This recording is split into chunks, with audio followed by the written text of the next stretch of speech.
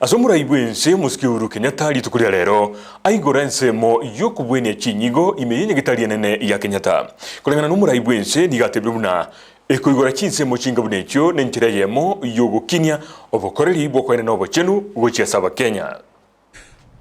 to where there was once untold agony and to work together with you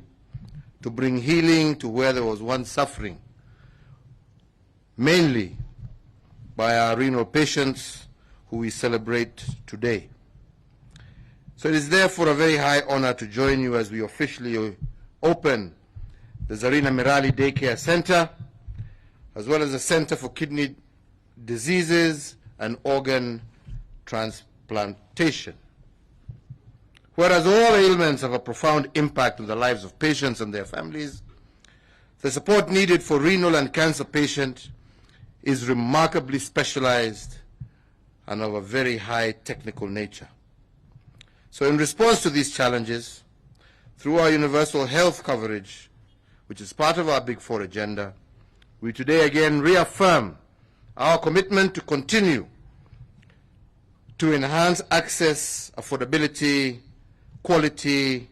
performance, and responsiveness within our public health system. By doing so,